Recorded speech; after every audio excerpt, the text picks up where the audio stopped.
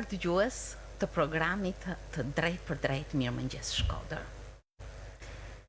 Sot unë kam një të ftuar special, është I tillë, sepse të flasësh me violinistin e mirënjohur Lorenz Radovani është të rrokësh hapësirën e tingujve të violinës së tij, veprave madhore që ai ekzekuton në koncerte të ndryshme. Të flasësh me Lorenz Radovanin është t'i drejtohesh aktivitetit të tij profesional. Ai ka titullin profesor I violinës dhe jep mësim në Universitetin e Arteve në Tiranë. Të flasësh me Lorenz Radovanin është të drejtohesh tek aktivitetet e tij të shumta, tepër cilësore, tek kultura e tij e thellë dhe e gjerë, tek aktiviteti I përditshëm që pulson dhe tek fakti, shumë domethënës, që ai është shkodran. Mirëmëngjes Lorenz, mirë se ke ardhur në studion tonë. Mirëmëngjes Merita, kënaqësi që jam me ty edhe më vjen shumë mirë që ne kemi qenë shok bashkë, kemi një jetë që njihemi edhe ruaj kujtime shumë mirë për personin tuaj. Në fakt, kjo dëshirë imja për t'ju ftuar është e shumë hershme, por aktiviteti shumë të intensiv, impenjimet e vazhdueshme, sikur ma kanë stepur atë ftesën, sepse nuk doja të prishja këtë aktivitet. Unë gjeta thjesht një klauzol sepse ju vini shpesh në Shkodër, ndaj jam shumë e kënaqur që jeni sot në studio. Faleminderit, unë jam shumë kënaqësi në këtë institucion, këtë vend që e kam sa herë kaloj, sa herë mendoj, kam një konsiderat veçantë. Lorenz, në fakt, po t'i drejtohesh aktivitetit tuaj të jashtëzakonshëm. Unë edhe më herët në bisedën, në anoncimin me dëgjuesit e radios, thash që Lorenz Radovani nuk I përket vetëm hapësirës së tingujve shqiptar, hapësirës së skenave shqiptare, shumë më shumë. Ai është një artist botror, një aktivitet që kërkon impenjim apo jo, një impenjim të vazhdueshëm. Sigurisht që po, Merita, është vërtet që unë kam nejë në tonus, kam nejë në stërvitin time të vazhdueshme, gjatë gjithë jetës time. Nuk e kam darë atë kohën e studimeve me kohën e pas studimeve, me kohën ku unë de facto jam një pedagog, profesor I muzikës, I violinës, si kur kam qenë shkollën e mesme të Shkodrës, ashtu dhe gjatë gjithë periudhës që kam punuar në Universitetin e Arteve, apo edhe në vende tjera. Pra ajo stërvitja ime ka qenë e vazhdueshme, sigurisht që unë do të ndaj jetën time në 2 faza, në atë fazën e parë kur ne ishim maksimumi I konsumit ton ishte hapësira shqiptare dhe periudha pas viteve 30 që përkon paka shumë 90, më falë. Pra 30 vjeçari fundit kur hapësira mori një dimension krejt tjetër, shemja murit Berlinit ka ndryshuar shikimin, ka ndryshuar rezonancën e aktivitetit ose mundësitë që secilit edhe sigurisht që unë kam mutuar, kam performuar, kam bërë më të mirën time, kam eksperiencat e mia jo vetëm kombëtare, por edhe ndërkombëtare, ndoshta këtu do të veçoja shumë gur kilometrik, por së fundmi para 2 viteve unë kam qenë I ftuar në Colorado me orkestrën e shtetit Colorados, ku kam luajtur si solist në cilësinë e solistit koncertin e Brahmsit, dubël koncertin e Brahmsit për violin. Sigurisht një arritje shumë e madhe, personale, po do thoja, po ndoshta edhe disa më shumë. Vetëm një personalitet I fortë, një këmbëngulje, një vullnet I jashtëzakonshëm, një impenjim shumë I madh, një seriozitet I pakrahasueshëm në punë, bën që ky tonus, ky regjim pune të jetë I vazhdueshëm prej shumë vitesh. Nuk do të përcaktoj vitet, sepse në fakt ju jeni në moshën më aktive, më të pjekur, më solide për të realizuar gjithmonë vepra më shumë cilësore. Po, mendoj që po, falë Zotit dhe shëndeti ma ka lejuar që t'jem vazhdimisht I mundur edhe që të mos të rriqem nga dashuria madhe e jetës time, e cila është profesioni me cilin jam lidhur në një kohë, jemi lidhur, do të thoya, se unë të majmend shumë mirë që studioj për piano. Ke një trajektore të jashtëzakonshme, të pakrahasueshme. Dashuria e madhe e jetës time e lidhur në një kohë, jo aq koshjente, kur ne ishim në voglin tonë, zgjedhja që kam bërë, do thënë, më ka rezultuar pozitive dhe është një lidhje, është një marrëdhënie e cila nuk do ta lëshoja nga dora. Një simbiozë, një pjesë e pandashme, një pjesë e pandashme. Është një rrugë suksesi, por gjithmonë talent plus punë, baras me sukses. Sigurisht. Orkestrat më të mira shqiptare, dirigjentët më të njohur, Rita Teqa, Ermir Krantja, Jetmir Barbullushi, Ferdinand Deda, gjithmonë kanë patur nderin dhe të ftuarin cilësor solist Lorenz Radovanin. Në fakt, për ecurin po e quaj pas shkollës ose diku në formim në hapat rinor, çfarë ka qenë për ty kjo credo që vërtet këto orkestra dhe dirigjent të njohur, të mëdhenj shqiptar, ju kanë besuar gjithmonë që të jeni aty? Thash, Merita, duket se ai insistimi, ajo persistenca vazhdueshme, gatishmëria për të qenë gjithmonë kontribuese për të dhënë mundësinë tënde për të servir, për të pasur vëmendje ndaj repertoreve, ndaj kulturave, ndaj kulturës shqiptare së pari. Unë jam shumë shqiptar në këtë drejtim. Unë në repertorin tim ose në vëmendjen time, në librarin time, një vend shumë të rëndësishëm, ose ndoshta vendin parsor zën kultura dhe dimensioni shqiptar, sepse aty unë jam kontributori shumë fisht. Sigurisht edukimi im ka kaluar, edukimi dhe performanca ime, domethënë portreti im artistik, siç edhe shumë artistët janë, ka kaluar në formatin e kryeveprave botërore ose në ato pikat kryesore të repertorit klasik, të cilat e formojnë njeriu, e formojnë artistin, e formojnë interpretuesin, por thash, ka qenë një vëmendje e vazhdueshme dhe po të shikoja në profesional, ndoshta janë dy degëzime. Njëri degëzim është ai i aktivitetit tim personal, do të thënë, i të qenurit artist performues në skenë, si solist, ashtu ansamblist, apo edhe qoftë edhe orkestrant, se dhe kur i orkestrant, i e kontributor. Ana tjetër është për cilën unë de facto jam personi i cili domethënë subvencionohem nga shoqëria, është të qenurit edukator. Të qenurit edukator që nga mësuesia e deri te profesor Dhejko, po themi, në të gjitha stagjet. Tek titulli profesor që ju keni. Në të gjitha stagjet, shumë e rëndësishme që ti të qosh përpara ëndrrën dhe ambicien e dikujt. Thot një proverb i famshëm, thot që të jesh edukues, do të thotë të jesh inspirues, të inspirosh ide që njerëzit të ndjekin, të marrin jo vetëm si shembull, por ti të krijosh mundësi të japësh perspektivë. Një stacion shumë i bukur ky që mendoj të ndalemi më pas, por duke qenë se violina dhe tingujt e magjishëm të violinës që ju keni në dorë vërtet rrëmbejnë ndjesi të jashtëzakonshme, duar trokitje, një rrugë suksesi. Duke përmendur ecurinë e skenave shqiptare, nuk mund të lë pa përmendur atë aktivitet jashtëzakonshëm që ju keni edhe në skenat ndërkombëtare. Fillimisht, si kanë ardhur këto kontakte me botën partej Shqipërisë, me botën muzikore? Merita, thash, unë kam jetuar dy botë, dy mënyra, dy mundësi jetese, edhe ndoshta e konsideroj veten jo pa fat, por përkundërzi me fat. Sepse ndërsa gjysma e parë jetës time e deritanishme ishte brenda dimensionit shqiptar, brenda kulturës dhe hapësirës shqiptare, rezonimi i gjithë aktivitetit tënd ishte, po themi, që nga Vermoshi deri në Kornispol. Pas 90-s, në 30 vjeçarin e dytë,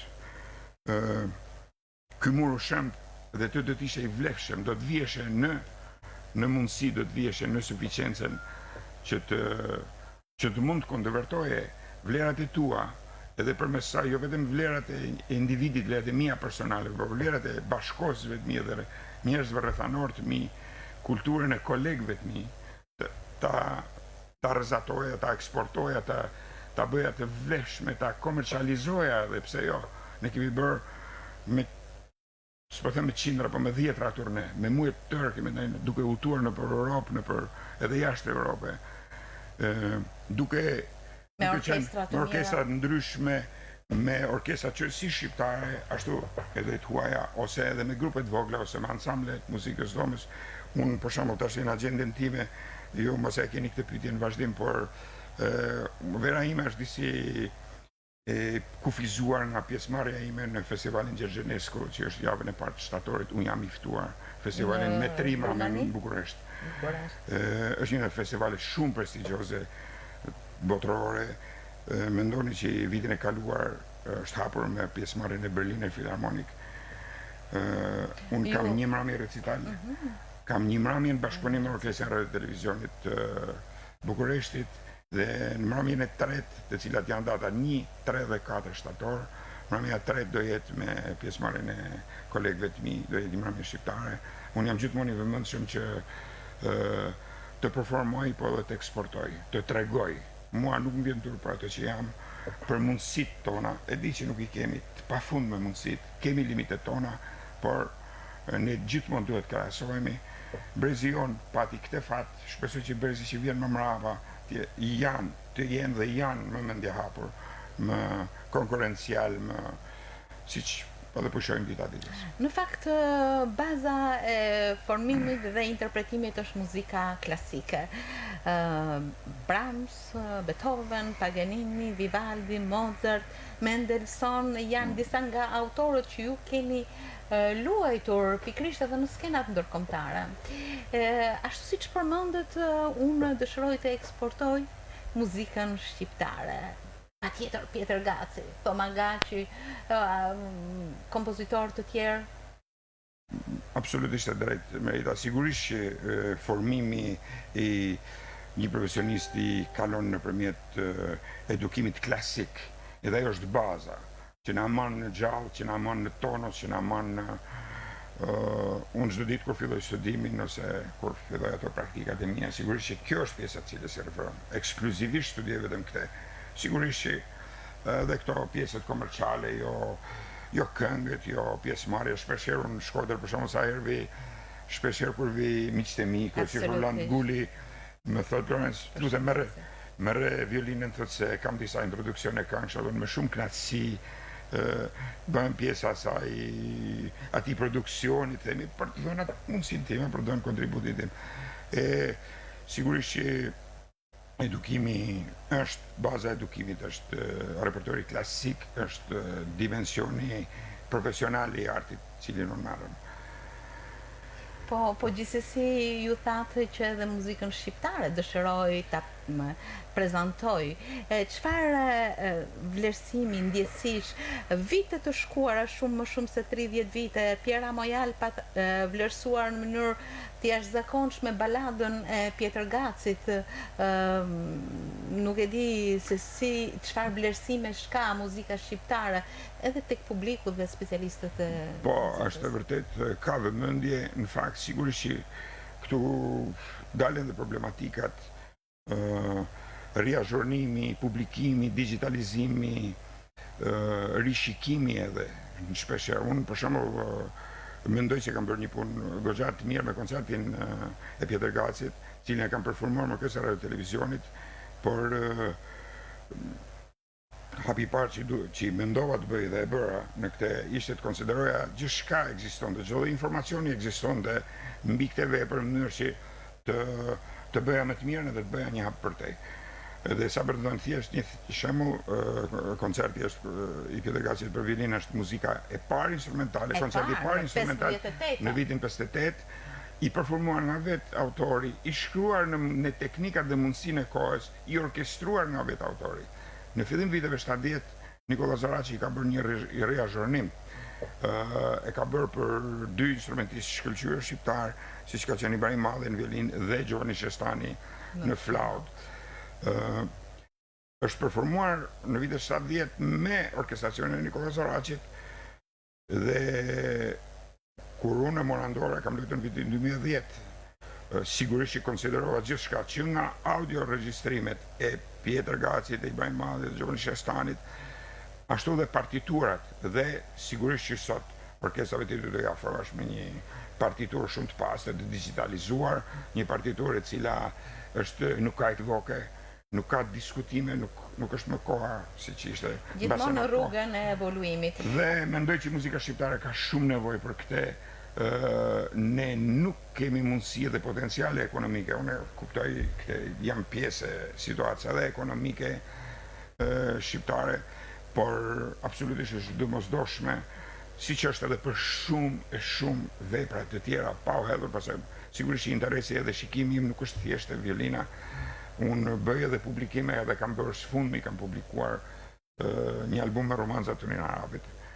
Rastisht jam ndodhur, jo romanca vokale, sigurisht që albumin me miniatura instrumentale e kam publikuar 2-3 vjet më parë në bashkëpunim me Anita Tartarin. Do të thënë, jam pjesë e kësaj që ta ruajmë, ta promovojmë, ta pastrojmë, ta filtrojmë, ta vëmë në dispozicion në mënyrën më të mirë të mundshme atë traditën më të mirë që potencialet që ne shqiptarët kemi. Lorenz, kam një pyetje e cila prej kohësh më ngacmon. Ndoshta nuk mund ta quaj veten në korrent të çdo gjëje të re, por krijimtaria shqiptare instrumentale, çfarë ecurie ka? Në vitet më të hershme, për hir të së vërtetës, dekadat e majit, koncertet gjithmonë kanë promovuar vepra të reja që ka njohur sukses në rrugën e tyre. Dhe kemi ne kemi koncertin e Pjetër Gacit për violin, kemi koncertin e Cezades për piano, Rapsodi për piano, për violin që kanë shkruar edhe Tonin Harapi dhe Fehmi Ibrahimi dhe mjaft kompozitor. Tani si është problemi i krijimtarisë instrumentale? Mbase kuptova që janë dy pyetje këtu brenda, Merita. E para është ajo që ka më mirë u prodhua.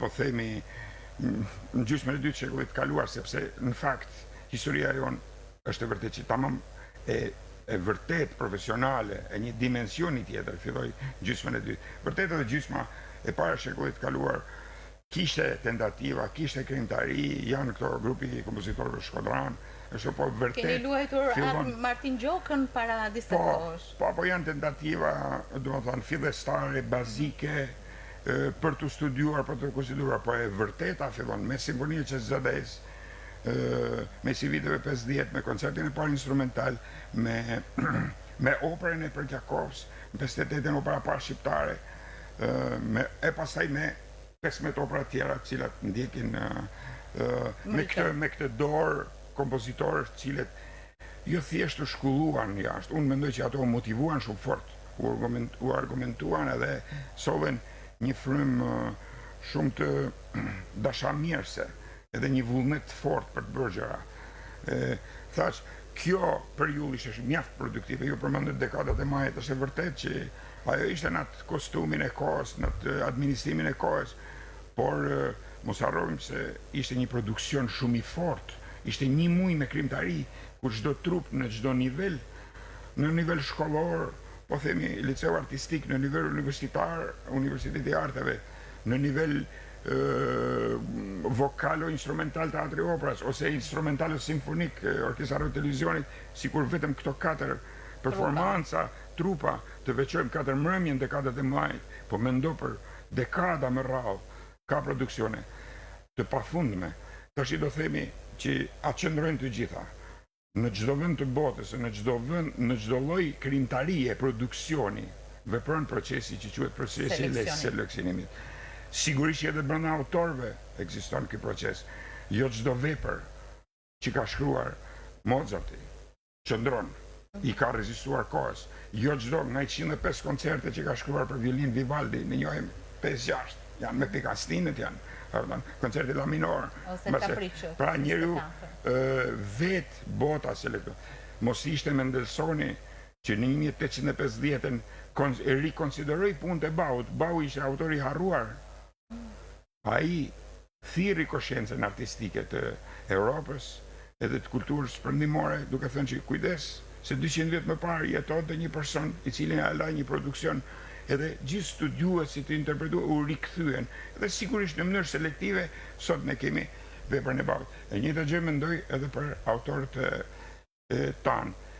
Kjo ishte pjesa e parë e pyetjes që unë kuptova nga ajo. Pjesa e dytë është çfarë sot? Unë sinqerisht personalisht po bëj një opinion tu, ne bëmë atë gabim fatal që hodhëm gjithçka poshtë. Tentuam ta hedhim gjithçka poshtë në fakt, se ne kemi ruajtur. Mas viteve 90 ne u armiqësuar me veten tonë. U armiqësuar me kulturën tonë, u armiqësuar me u zhduken nga tingëllimet e sallave. Për shumë vite nuk ekzistuan më krimtarit shqiptare, produksionet më të mira, autorët, gati u anatemuan, u konsideruan vepra me ideologjizma të fortë, vërtet që çdo periudhë kohore ka ideologjizma edhe veprat e bavët kanë ideologjizmat e kos, edhe veprat e të atyre që janë komisionuar dhe paguar. Në kjo se një princ, një mret, një i pari i fes, ka bërë një porosi, i ka thënë, me vërmuan vëmendje. Është edhe koha e mëparshme. Po ne duhet jemi, për shembull, më vjen shumë keq kur operën Mrika e dëgjojme, e ridëgjojme, ka në një zë, tek tuk, tash gjithë më pak janë këto zëra, në fakt që i mshan shumë asaj ideologjizm, anës ideologjike, dhe më thënë asaj lavdit Gjojan, thojza që do i bëj aksioni dhe të kohës. Që që ne më në fund e ka përcyën, por nuk dhe shumë kohë. Dhe ky gabim që ndodhin në këtë periudhën e pas viteve 90, më duket sikur ka filluar të korrigjohet mbase vitet e fundit, dhe për këtë më vjen shumë mirë. Por mbase pyetja juaj e dytë tha që ishte çfarë të reja shpoprodhohen. Në fakt tentuan edhe këto firmat e mëdha si Fehmi Ibrahimi, unë për shembull kam performuar disa ose shumicën e veprave të Fehmi Ibrahimit, kam qenë edhe zgjedhur i tij në fakt. Po doja të veçoja një vepër që ne kam luajtur në Shqipëri dhe jashtë Shqipërisë disa herë, trion Vikam. Fehmi ishte person shumë i ditur, ishte burr i mençur, profesionist i shkëlqyer dhe çuditërisht ai Gjirokastrit punon, citon kur don të citoj dhe kur don të highlighti, të mbështes, kryesisht merret me temat veriore. Dhe gruan nga Shkodra. Gruan nga Shkodra Vera, e cila jeton, po i fatkeqësisht u nda në një moshë kur mund të prodhonte dhe në një moshë produktive. Ai ka shkruar një trio që quhet Vikam. Vikam ne dim që është Vikam, thirrja. Piskan, thirrja. Është një trio jashtëzakonisht e bukur në fakt. Mjaft e vështirë. Unë e kam luajtur shumë herë, kam luajtur në Shqipëri, po një ndër incizimet që ekziston edhe në YouTube është në Sallën e Kuqe në Kosovë. Ishte një tentativë shumë e bukur, po do të thoja e realizuar, bukur, e mirë pritur, edhe nga audienca. Pra, kjo ishte një. Është që zadeja me skicat, ndonë se këto janë njerës janë mundan nga jeta fatkeqësisht shumë shpejt. Në vitin 96-97, si që Tonin Harapi, për shembull, i cili nuk pati fatin të nëtoj. Ai guxoi, Tonin Harapi ka vdekur në vitin 92, Tonini guxoi të shkruaj requiem për veten e tij. Ai qëndroi besnik stilit tij, qëndroi besnik asaj old fashions, të cilën ishte edukuar. Asaj brillante, se të jashtëzakonshme të tingujve. Po. Asaj marrëdhënie kaq të intime dhe kaq të dashuruar me tingujt dhe do doja ta risidhja këtë në kujtesë që kur kuptoj që ditët e tij, muajt e tij ishin të numëruar, ai ul dhe shkruaj requiemin e tij. Një requiem cilin unë jam marrë shumë gjatë me te, unë e kam publikuar, e kam ripublikuar, po themi, është luajtur nga kur e shkrojti këtu ishte koha e marrëzisë të madhe, do të thoya, ishte vitin 82, e dërgoj në Angli, e në koqo e rriti me fanatizëm, cilun e kam mik, dhe e solli në Shqipëri, është tentuar me një orkestracion në vitin 98-99 të luhet me orkestracionin e John Simoni nga Teatri Operas, pat një sukses saktuar, pastaj para 5 vjetëve, mos gaboj 4-5 vjetëve, ne kemi luajtur këtu me shoqatën Prekjakova, me kormaestrin Gjon Shtllako dhe me korin e tij, e kemi luajtur në Shkodër kemi interpretuar, një vit më parë kemi bërë një kalendar në përkujtim të figurës Tony Arapit dhe një mbrëmje e veçantë ishte me Universitetin e Arteve, ishte në ndërtimin e Zana Turku dhe me një kor masiv, rreth 200 vetë në skenë dhe një orkestër mjaft mirë. Ky është versioni zyrtar i cili gjendet në YouTube. Unë jam i bindur se ti merita se një dashamirë se e fortë dhe një muzikante e vjetër do të ulesh dhe ta ndëgjosh. Është shumë i bukur në fakt. Dhe tash sfuni teatri operas pikërisht këtë javë do ta riinterpretoj në versionin origjinal të Toninit. Pra, është kjo do desha të thoja çfarë tashti jam akoma të kjo pyetje. Këto autor të, po them këtë bazik tonë, si që ishin të Arapit, klasikët tonë, bravo. Shtrati ku ka ecur, filluan, tentuan, ose Thoma Gaçi do të veçoja. Thoma Gaçi është ndër burrat e konsideruar të artit, të kulturës së artit muzikor shqiptar. Ka bërë përpjekje, por duket se konvertim, Thoma është gjallë, është 70 vjeç, më fal, është akoma një periudhë produktive, pa ai akoma nuk personalisht, ai është person që nuk ka dëshirë të bëj të hall një hap në një fushë ku nuk ndjehet shumë i sigurt, ku nuk ndjehet kontributor, shumë koshient për punën e tij. Nuk shikoj që, domethënë, ky brez i këtyre ngelen në atë mendsinë, atë botën e tyre, në botën e vendosjes themeleve të kulturës edhe të artit muzikor shqiptar. Të rit, për hirës vërtetës, nuk ka ka shumë produksione, nuk ka ka shumë emra, nuk ka faktori impaktit, është ai që në fundit, anglisht quhet public acclaim, faktori impaktit i cili nuk i kthehet mrapsht autorit, ose edhe nuk josh audiencën. Ndoshta në kjo se do të bëj një emër, do të përmendja Hendri Sinën, cilin unë e kam shumë mik. Është kolegu im, është profesor në Universitetin e Arteve, i cili është studius mjaft i sakt dhe është nxënës i Thoma Gaçit dhe ka një gjuhë harmonike shumë të veçantë. Hendri është duke dhënë një kontribut mjaft domethënës në këtë fushë, si më thonë, në fushën e një gjuhe të re, të shprehurit, të mendësisë të artit dhe të kulturës muzikore shqiptare. Mendoni se kjo gjuhë ka njohur transformime nga ajo bazë tepër klasike e jashtëzakonshme që tashmë ka vullosur vendin e vet me këto vepra që ne pak a shumë ju i përmendët. Tani ka një gjuhë tjetër ose realiteti i sotshëm, tregu i sotshëm dikton diçka tjetër, diçka që në një farë mënyrë është evoluim, por jo në atë shtratin bazë të dikurshëm.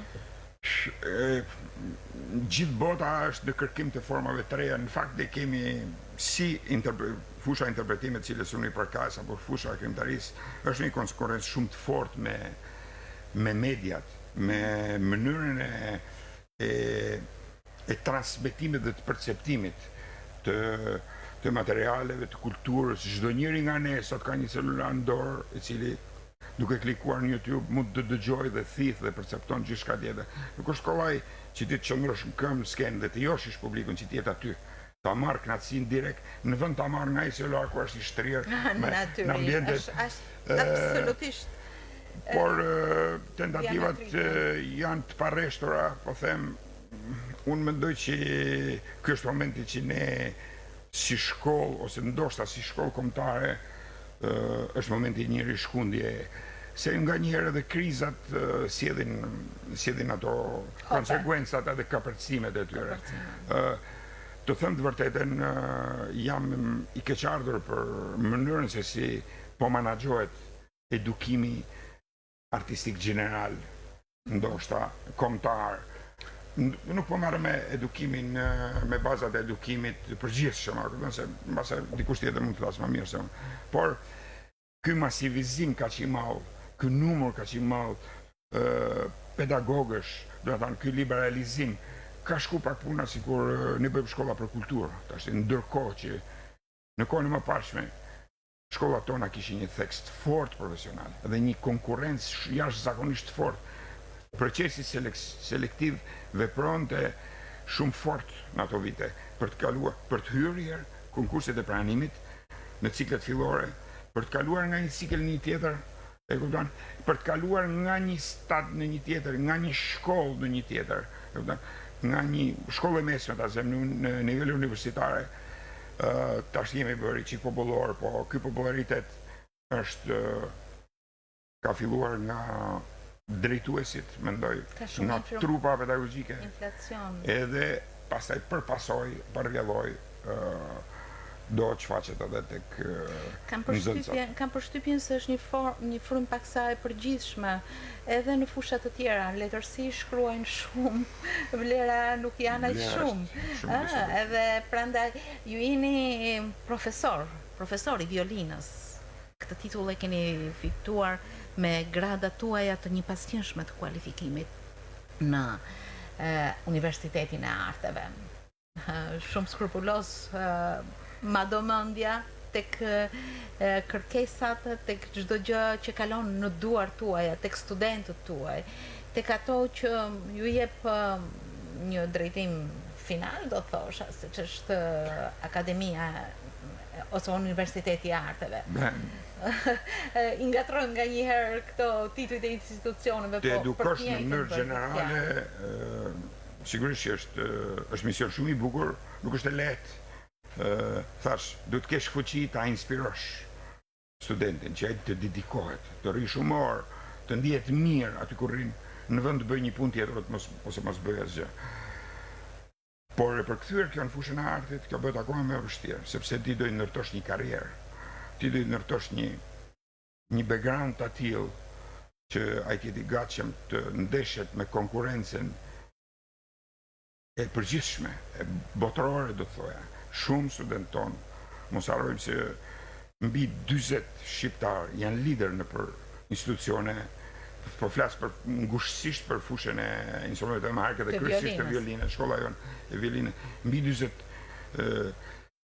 produksione të kësaj natyre, të dalë nga duart tona ose nga shkollat tona, janë lider në për orkestrat europiane e botërore. Dhe sigurisht që tregu i artit muzikor edhe i artit përgjithësi nuk është një treg masiv, nuk është një, me gjithë respektin edhe misionin e jashtëzakonshëm që ka ta them mjekësia, nuk është njësoj si përgatisësh një infermier ose një mjek e të shikosh ç'a ndodh pas shkolle me te, sikur të shikosh e të provosh një artist. Një artist mund ndodhe që mund të ketë kapacitete, dimensione shumë të forta, por për shumë vite do jetë në kërkim të mundësisë të sistemit. Unë për shembull, për t'jell thjesht një shembull, vjet është diplomuar çdo vit ndodh që diplomohen student, master, bachelor, një studentja ime me shumë cilësi, në fakt nga Tirana. Quhet Ajola Laskaj.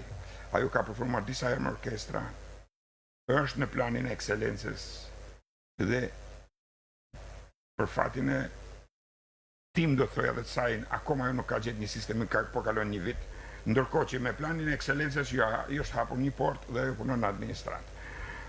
Sigurisht që edhe jo punon në administrat është një respekt për vetveten, po nuk është vendi i saj. Për mbushur ekzigjencat. Nuk është, jo vetëm nuk është vendi i saj, po nuk është investimi që kjo shoqëri bëri për te.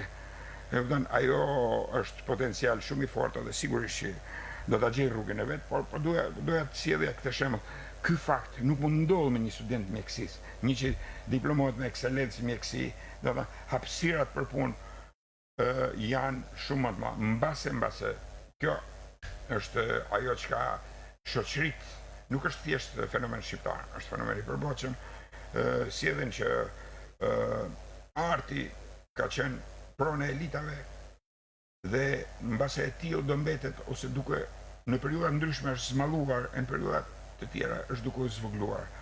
Sot thash konkurenca shumë e fortë nëpërmjet mediave, nëpërmjet teknologjisë, nëpërmjet kompjuterave, nëpërmjet edhe hapësirave gjeografike të pamata. Po. Në fakt ju përmendët që një pedagog i mirë, një profesor i mirë inspiron. Ju jeni inspiruar nga pedagogët tuaj që në hershmërinë tuaj. Absolutisht, po. Kjo pyetje shumë e bukur, nuk e shmangem kur kësaj pyetje. Unë jam jo vetëm inspiruar, po jam edhe autosuggestionuar për tyre. Unë kam pasur fat të jashtëzakonshëm me mësuesit e mi, dua t'i përmend Robert Prandushi në shkollën fillore që ju merita e mani mend. Një burr shumë i zgjuar, shumë inteligjent, një person super i dedikuar deri në vetmohim, me në zonë Një figurë komplekse, një kapacitet kulturor do ta quaja. Pastaj në vazhdim ato zigzaget e në një mësues, më thënë, periodik, por ai tjetri që më mori në dorë ishte Pjetër Gaci. Fatmirësi e madhe, do të thoja, nuk e di sa mirë ndolli Pjetër Gaci në Shkodër, po ardha Pjetër Gaci në Shkodër ishte një rrugë, një dritë e fuqishme për mua. Një admirim i pafund për te, edhe dedikimi, inspirimi ose autosugestioni që unë kisha në asaj figure më dha, ishte i barabart me mira orë, me 10 orë pune, me një dedikim shumë të fortë. Në universitet, unë isha nxënësi i Ibrahim Mallit. Ibrahim Malli ishte rektor në atë kohë, drejtori përgjithshëm që vetë në kuadrin e rektorit, edhe vetë ajo klasa, ambienti, zyra ati ku unë futesha, isha 2 studentë kishte, një në ata 2 isha unë. Kisha koncertmajse, kisha Anita Tartarin, më shoqëron dhe më thënë ishte një benefiti jashtëzakonshëm shoqëror. Dhe përveç inspirimit që e thash, ato jepnin, autosugestioni im ka qenë shumë i lartë. Unë nuk është si kisha respekt për to, thjesht respekt për to, unë kisha respekt për veten time. Dhe kjo ndërsjellje e të menduarit bëri që unë të bëja maksimumin. Unë nuk e di sa shumë kam bërë, po kam bërë gjithçka. Çka unë kam pas në dorë e kam çuar deri në fund punën time. Në fakt, të gjithë këto që ju po thoni, unë i përjetoj jashtëzakonisht. Pse? Sepse nga që në voglin e hershme kemi patur një rrugë shkollimi, ndjej që këto gjëra bëhen me talent, me shpirt, por edhe me formim. Dhe formimi nis nga familja, nga ato prind të mrekullueshëm tuaj, nga zyshëneta, nëna juaj, dritë past, nga baba juaj, i respektuar Tefra Dovani. Ndoshta kjo është ajo e para që ti e pastaj që të ngrihesh dal nga dal, dhe që të vlerësosh çdo hap të jetës. Edhe ai habitat i jashtëzakonshëm që nga niset njeriu e më pas se si ndërton. Apo ja. Ashtu është, fakt, unë do të quaja vetën një person i lindur në një familje me një traditë të mirë bazike qytetare, shkodrane. Absolutisht. Jo vetëm prindrit, lagja, qyteti, kultura, opera Amerika. Nëna ime para se të më perceptonte mua, ose sa po kishte lindur vllajin, këndonte në opera Amerika.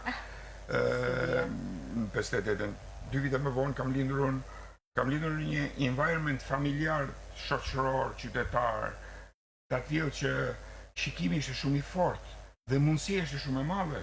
Unë nuk harroj kurrë violinën e Nos Shllakut të Kafja Malle, në atë mundësinë e tij, violinën e Mark Kaftallit tek Lulishta 1 Maj, kur për orë të tëra ngulesha dhe shifja si me magji këto njerëz që kontribuonin me gjithë shpirt për këtë qytet. Sigurisht që pjesa letrare e qytetit, pjesa teatrore e qytetit, pjesa e arteve figurative, ishin gjitha ato që më jepnin një vëmendje dhe një përkushtim të fortë, dhe në fakt nuk e di mirë apo keq, por për shumë vite kam thënë që kam menduar që objektivi im ishte që në mesin e këtyre monumenteve kulturor, që disa prej cilëve ishin dhe virtual, të mundëzia një vend, të isha dikush jeton, duke dhënë kontribut, sigurisht se pa merita nuk të ofron askush. Edhe thash, më bëri mirë kjo, dhe duke se funksionoj. Mua më vjen keq që sot qyteti i ka të diskutueshme, nuk po bëhem kritik tash. Unë në fakt e kam gojën e fortë, edhe nuk më vjen fare mirë që këtu ka shumë njerëz të rroktuar ky qytet për këtë punë. Janë njerëz që kanë për detyrë të japin kontribut e të bëjnë, ta xhallrojnë këtë ambient, këtë emër të madh që ka ky qytet. E kupton?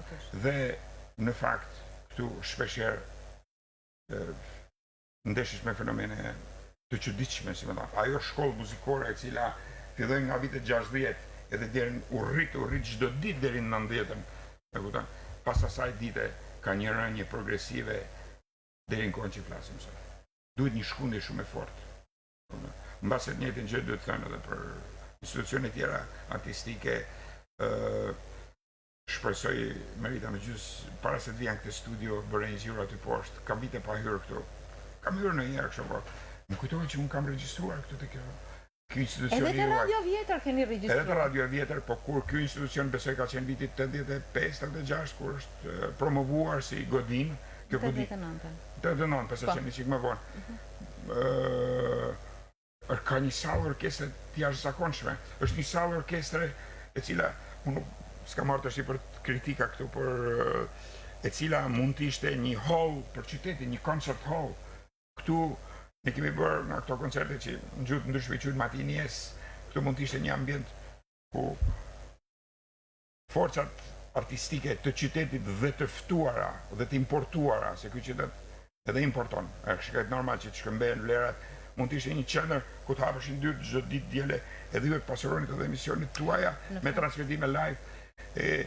Duke u nisur nga i halli mrekullueshëm, po ta kishte Radio Televizioni i Tiranës këtë mundësi, me siguri do ishte halli i orkestrës Radio Televizionit aty. Ndaj është vlerë që unë sot kam të ftuar Lorenz Radovanin me shumë atribute, por gjithmonë mendja e hapur, komunikimi, vlerësimi dhe natyrisht edhe ana tjetër kanë të bëjnë jashtëzakonisht me të tillë personalitete. Lorenz, megjithatë, pavarësisht udhëtimit tënd, udhëtimit në skena nga më të ndryshme, botërore, kombëtare, kontakti me Shkodrën është i padiskutuar për ju.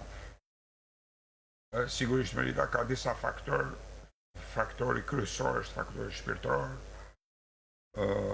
është moral, kontributiv. Unë besoj se nëse asgjë tjetër mendoj se jam kontributor në këtë qytet.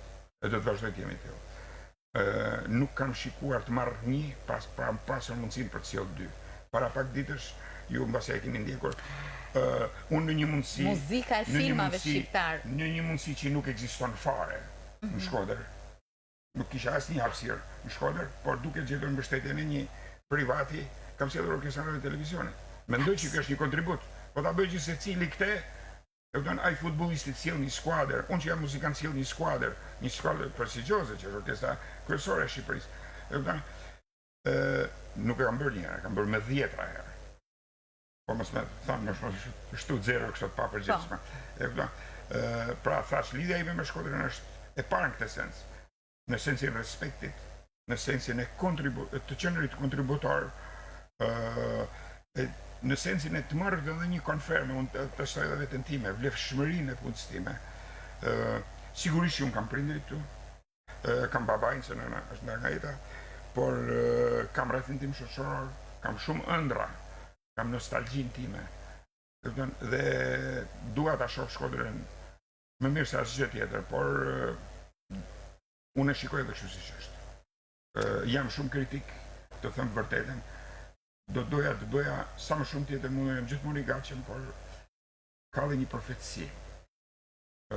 Në Bibël shkruhet që kur në darkën e fundit që apostujt u mblodhen, i pari këtyre që sipas fesë kristiane është Jezusi, citonte që asnjë nuk duhet të pretendojë të jetë profet në vendin e tij. Pandaj i shkartiste njerëzit, e largonte dikën, ti je nga Shkodra të punosh në jug, ti jugut të shkosh drejt. Unë kam si postulat këtë idenë që mos jesh profet në vendin tënd. Kur ti fillon bëhesh profet, të tjerë gërmojnë në rrënjët e tua dhe nuk është se po më fundosin. Në të vërtet ishte një pyetje. Duhet ja është ndoshta e përkthyer në fjalët e sotshme është që duhet t'i japish pa marrë. Do të duash në një krah, siç don nëna fëmijën. Mirë. Vetëm kështu mund të kuptohet roli i artistit.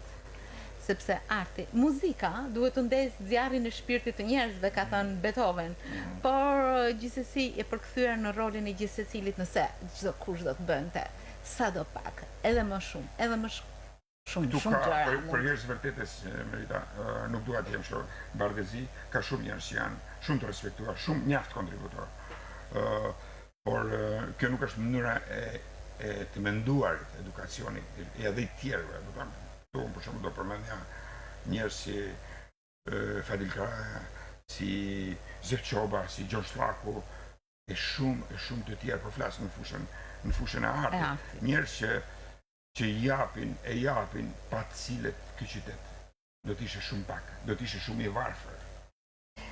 Në fakt, ecuria juaj është vërtet krenari për atë që dëgjon, për ne që jemi shkodran.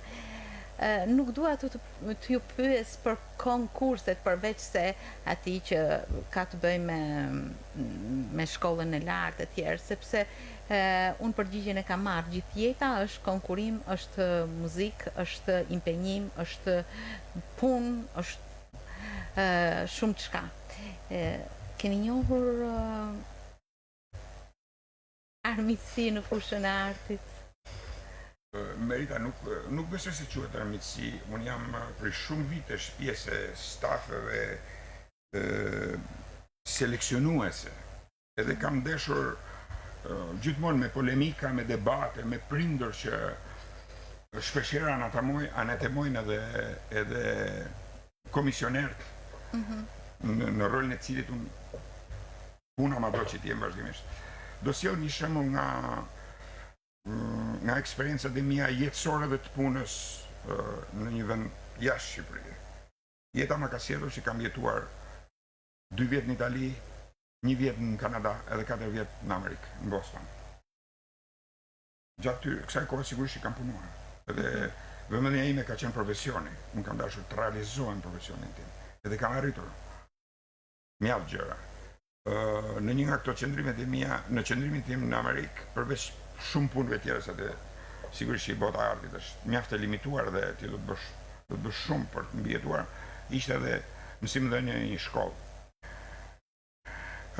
Gjatë asaj mësimdhënie, në fundin e sezonit u organizua një konkurs, edhe ishte shkollë private.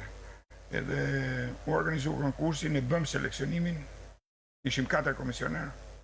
Edhe në momentin që do jepeshin çmimet, presidenti i zhjurisë na ngriti ne të parëve në skenë, edhe bëri këtë perifrazim. Tha, është në nderin e këtyre personave këtu, e këtyre komisionerëve, duke na cituar emrat dhe pozicionet tona, që të bëjnë këtë vlerësim. Me këtë dua të them që unë jam antar i zhurive, i komisioneve, të pranimeve, që këto aty të pranimet është situata që me delikate si ti përcakton karrierën e dikujt. Natyrisht një drejtim në jetë. I konkursit Sarandës, i bën Limozisdari, kanë këtë tokës, i Tirana Talent, i konkursit Pedekasit kanë qenë vitin e fundit, e vendeve ndryshme. Por ndonjëherë është gjykimi është në një bazën e disa kritereve të cilat lidhen me personalitetin e komisionerëve. Sidomos në botën e artit, ne nuk jemi njësi matëse, as me kilogram, as me metra. Tek ne nuk luhet në luër njësia jonë matëse, por është shikimi, është në mënyra se si ti pozicionohet ndaj fenomenit artistik. Sigurisht që ka të bëjë edhe me edukacionin, ka të bëjë edhe me qytetarin, që të mos bësh kapërcime, mos përflitesh në kuptimin jo të mirë të fjalë që ti jesh klientelist ose të bësh vendimmarrje që favorizojnë disa skema që nuk kanë lidhje me personin, favore, që nuk kanë lidhje me personin tonë. Por thash, ti duhet ta dish bile se ke studiuar gjatë, ke jetuar gjatë me botën e artit, që Davido Istra, një nga organizatët më të mirë të gjitha kohrave, pjesëmarrja e tij në konkursin Çajkovski, e famshëm Çajkovski, e donte ai titull, nuk është vlerësuar në çmimin e parë. Nuk ka arritur të marrë çmimin e parë, ka marrë çmimin e dytë. Dhe sigurisht që Istra ishte ai që ishte dhe e sfidoi gjatë gjithë jetës fituesin. Komisioni ishte mjaft i nderuar, komisioner. Nuk është gjë e prerë me thik, edhe mund të gabohet, por e vërteta del.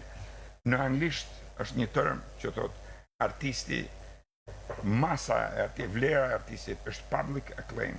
Është mbështetja publike, rezonanca në publik do ta përkthejë. Nëse ti je një person që ke një emër, mund ndonjëherë më bën përshtypje. Në të voglën time, për shembull, jam shumë i mirë pritur në Korçë, vi nga Korça bile. Po, keni patur një Ishim koncert përmam në Korçë. me muzikën e filmit. Po, me orkestrën radios përsëri. Do ta eksportojmë edhe në Durrës, në Tiranë nesër jam. Nesër? Sot erdha qëllimisht për këtë emisionin tuaj, erdha sigurisht edhe për babain tim, edhe për gjithë ato, edhe për nostalgjinë time për Shkodrën. Por jam mjaft i mirë pritur në Korçë dhe gjithmonë bile njëherë, jo të fundit, po para 1-2 mush kishim një projekt shumë interesant me Korçën. Projekti titulloi 100 vjet muzikë kulte në Korçë. Udhëhoq nga 3 persona ky projekt, ishte projekt që kërkonte energji intelektuale të forta. Pandi Bello, një punojës lokal i shkencës dhe i artit dhe kulturës, një burr shumë i vlefshëm, Eno Koqo dhe Lorenzo Radovani. Ne 3 ishim personat, ato mastermindet e këtij projekti, sepse ti do bësh seleksionim, edhe këtu vjen ai procesi i vlerësimit. Ne si mjet me Korçën u morëm me 5 autor.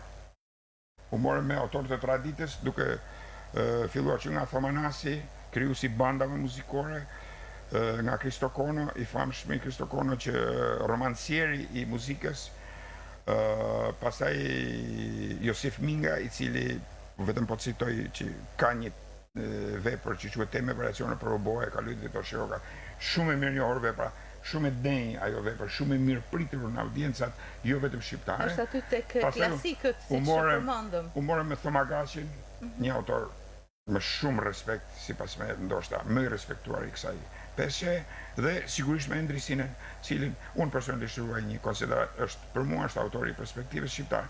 U morëm me këto 5, a ka 6 e 7 Korça, po, ka 6, 7 edhe 12. Vitin tjetër do marrim me një 500 tjetër, është në nderin tonë, si thash, që ne këtë vit kemi seleksionuar këto 5 autor për t'i trajtuar.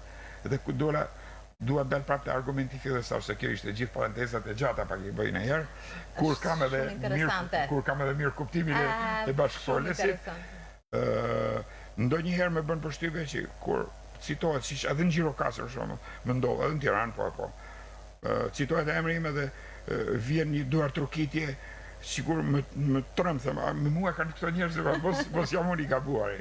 E them modestisht e merita, me mirë kuptuar. Mëse merituar. Intensiteti i ditëve, shfaqjeve, natyrisht pulson në emocione që derdhen në tinguj violine. Nesër një koncert, nuk e di më pas, por në shtator, në Bukuresht, në atë aktivitet prestigjos ku jeni ftuar. Është ky ritmi që mban gjallë, kjo ekzigjencë e vazhdueshme, ky regjim i jashtëzakonshëm, ky inspirim. Po të dëgjosh Lorenzo Radovanin, të cilit mund t'i adresoj shumë atribute, një muzikant i jashtëzakonshëm, një instrumentist dhe violinist i vlerësuar me një eksperiencë të mrekullueshme në skenat shqiptare dhe botërore, një pedagog, një edukator i muzikës, një qytetar intelektual me mjaft ekzigjenca qytetare dhe natyrisht në shumë çka që përmbledh aktivitetin e tij. Do të jetë natyrisht një periudhë intensive, ashtu siç për herë Lorenzo Radovani ka intensitetin e tij. Sigurisht që gjithë jeta e ime deri tashish për kështu ka qenë kalendarin përpiqem ta maj. Unë kam një zakon që kushon ose të dielen mas dite ose të hanen mes, shikoj gjithë detyrat që kam gjatë javës. Sigurisht që javët, muajt i kam ngarkuar, ne kemi provimet, kemi edhe një muaj shkollë gati. Kam provimet e shkollës, provimet bachelor, provimet e masterit. Studentëve pra. Të studentëve sigurisht, po këto gjithmonë janë të ndërthura kam një aktivitet që jam i ftuar me një orkestër rumune në Butrint, jam në festivalin e Butrinit me datë 6 të muajit korrik, ose ka bëj. Pastaj thash, kjo përgatitje ndërkohë që kështu evente ngjarje të vogla her pas here, por në pranverën e vitit të ardhshëm jeta, ciklet e jetës bëjnë vetën dhe dekadat po i kaloj njëra pas tjetrës. Nuk duhet të përmendim shifra. Bëj 60 vjetorin, dhe si që është bërë zakon njëri, më ndonë që është një gur kilometrik, një milestone që njëri u duhet ta respektoj edhe kam një kontakt me orkestrën e televizionit që mund të, do të thënë, dua ta rishof veten, do me thënë ta prezentoj veten, ta prezentoj këtë event, base një kafe me miqtë e mi të orkestrës, si më kanë kërkuar të shkruaj një projekt, base do të drejtojmë dhe administratës së qytetit tim, që të më ndihmoj, do më binte mirë, jo thjesht ndihmoni Lorencin, po do më binte mirë që të festonim, do doja shumë të festonim me miqtë e mi në Shkodër. Janë miqë shumë të mirë, janë qytetarë të mrekullueshëm, dhe janë profesionistë të jashtëzakonshëm. Më vjen shumë keq, unë nuk dua të hi në këtë argument, po më vjen shumë keq që nuk ka fare vëmendje për ta, fare, po them. Nuk ka asnjë mundësi, janë të fshirë, nuk ekzistojnë. Unë po të isha në vendin e administratorëve, nuk do më zinte gjuminancë. Do rria pa fjetë. Ose do thoja këtë punë nuk e bëj dot. Ti kur firmos një letër do mash përgjegjësi. Në ato karrige, atje janë ullë njerëz shumë prestigjioz në gjithë historinë e këtij qyteti. Edhe fatmirësisht, edhe në kohë absurde janë ullë njerëz prestigjioz. Nuk është fare e drejtë që në këto kohë lirie njerëzit nuk marrin përgjegjësi, po firmat i hedhin ama. Është pa lejuar. Unë mendoj që e përgjegjësia, nëse nuk është administrative, është shumë e rëndë morale. Nuk ka asnjë respekt për ato njerëz që gabojnë deri në këtë pikë sa njerëz ose investime të forta. Do të përmend ka plot emra që mund të përmend që jetojnë në Shkodër, që nuk janë në eficiencë. Janë larguar nga vëmendja dhe presin asgjë. Presin zvenitën, thahen çdo ditë. Nuk është thjesht rebelim. Është një grishje e shpirtit të artistit, i cili natyrisht mund të quaj një parametër të jashtëzakonshëm, një kalibër artistik, moral, shpirtëror, profesional, e shumë çka për vendin tonë. Është Lorenz Radovani. Një artist që unë sot isha jashtëzakonisht e nderuar, megjithse profesor Lorenci është me këto parametra, ai mbetet shoku ynë i hershëm, i fëmirisë, i shkollës, dhe ne jemi, besoj, si qytet krenar për një njeri të tillë, për një artist madhor, për një profesor të violinës, për një intelektual dhe për një njeri jashtëzakonisht qytetar. Lorenz, të falenderoj shumë, të uroj suksese, shëndet, jetë, çdo gjë të bukur që përmbledh emrin tënd të shkruar me talent, me punë, me vullnet dhe me shumë sukses. Edhe unë ju falenderoj shumë, Merita, shumë kënaqësi, shumë nostalgji, edhe shpresoj uroj çdo të mirë për ju, për gjithë kolegët tuaj, për teknikën, edhe shpresoj që na vinë ditë shumë më të mira se ka, se ne i meritojmë, unë dhe ti i meritojmë, edhe patjetër që do bëhet më mirë. Besoj se edhe për dëgjuesit ishte një kënaqësi e madhe. Ju falenderoj shumë. Paç jetën e gjatë.